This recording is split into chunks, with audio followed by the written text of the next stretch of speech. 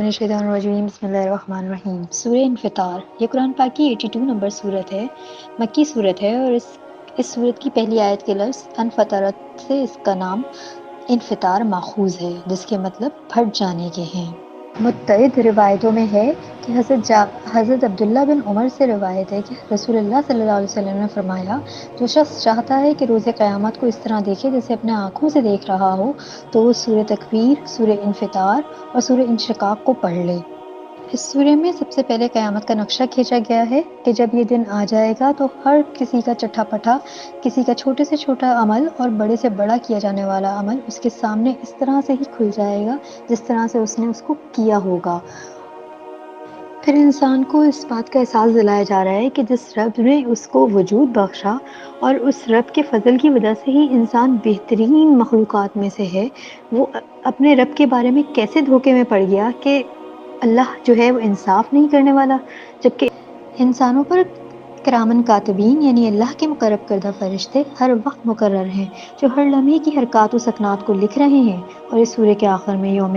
جزا و سزا یعنی بدلے کے دن کو لازماً آنا ہے، جس کے بعد نیک لوگوں کو جنت کا عیش اور بدکاروں کو جہنم وارد کر دیا جائے گا، اور وہاں کوئی کسی کے کام نہیں آ سکتا۔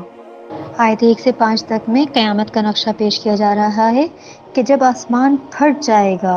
اور ستارے بکھر جائیں گے اور سمندر پھاڑ دیے جائیں گے اور قبریں اکھیڑ دی جائیں گی، اور ہر جان جان لے گی جو کچھ اس نے آگے بھیجا اور جو کچھ اس نے پیچھے چھوڑا، یعنی قبروں کو کھول کر اثر نو سرے سے انسانوں کو زندہ کر کے اٹھایا جائے گا، اور جو کچھ اس نے اچھے یا برے اعمال کر کے آخرت کے لیے آگے بھیج دیے ہوں گے وہ ترتیب وار اس کے سامنے آ جائیں گے، اور اس کے جو بھی اچھے یا برے اثرات انسانی معاشرے پر پیچھے رہ گئے تھے، انہیں جو وہ پیچھے چھوڑ گیا تھا اس کا بھی پتہ چل جائے گا۔ آیت 6 سے 12 تک میں انسانوں کو مخاطب کر کے کہا جا رہا ہے کہ اے انسان، رب کریم کے بارے میں تجھے کس چیز نے دھوکے میں ڈال دیا کہ جس رب نے تجھے پیدا کیا، پھر نوک پلک سوار کے ٹھیک ٹھیک بنایا، پھر تیرے اندر اعتدال پیدا کیا اور جس صورت میں چاہا تجھے جوڑ دیا۔ آیت 9 میں بہت زوردار طریقے سے، زبردست طریقے سے کہا جا رہا ہے کہ ہرگز نہیں، بلکہ تم جزا و سزا کو جھٹلاتے ہو،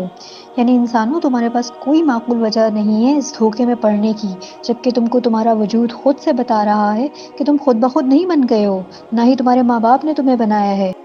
بلکہ خدائے حکیم و دانا نے مکمل انسانی شکل میں انسان کو ترتیب دیا ہے بہترین ساخت کے ساتھ۔ تو عقل کا تقاضا تو یہ ہے کہ اپنے وجود کو دیکھ کر بار بار احسان کے احساس سے انسان کا سر اپنے رب کریم کے حضور جھک جانا چاہیے، نہ کہ اس کے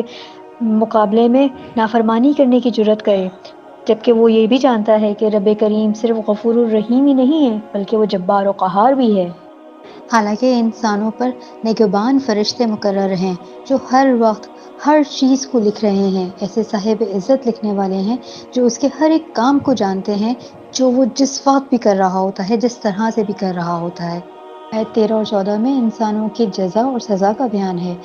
کہ یقیناً نیکوکاروں کو بلا شبہ نعمتیں ملیں گی، وہ ہمیشہ کی جنتوں میں ہوں گے، اور یقیناً گناہگار، بدکار، نافرمان دوزخ میں ہوں گے۔ اور جزا و سزا یعنی بدلے کے دن، یعنی یوم محشر والے دن، وہ اس میں داخل ہوں گے، یعنی جنتوں میں جو نیکوکار جائیں گے اور دوزخ میں بدکار جائیں گے، اور وہ وہاں سے ہرگز غائب نہیں ہونے والے، یعنی جو دوزخ میں جانے والے ہیں، جو گنہگار ہیں، وہ چاہیں کہ وہ ادھر سے غائب ہو جائیں یا کہیں اور چلے جائیں، اس طرح ممکن نہیں ہوگا، قطعاً ممکن نہیں ہوگا۔ آیت 17 سے 19 تک میں جزا اور سزا کے دن یعنی روز محشر والے دن کا بتایا جا رہا ہے کہ اور آپ صلی اللہ علیہ وسلم کیا جانیں کہ جزا کا دن کیا ہے۔ پھر کہا جا رہا ہے کہ پھر آپ صلی اللہ علیہ وسلم کیا جانیں کہ وہ جزا کا دن کیا ہے، جس دن کسی جان کو کسی جان کے لیے کوئی اختیار نہ ہوگا، اور اس دن حکم صرف اللہ باری تبارک تعالیٰ کا ہی ہوگا۔ قیامت کے روز کسی کی طاقت نہ ہوگی کہ وہ کسی بھی شخص کو اس کے اعمال کے نتائج بھگتنے سے بچا سکے، اور ادھر کوئی زور آور اور نہ ہی کوئی اللہ کا چہیدہ ہوگا کہ اللہ کی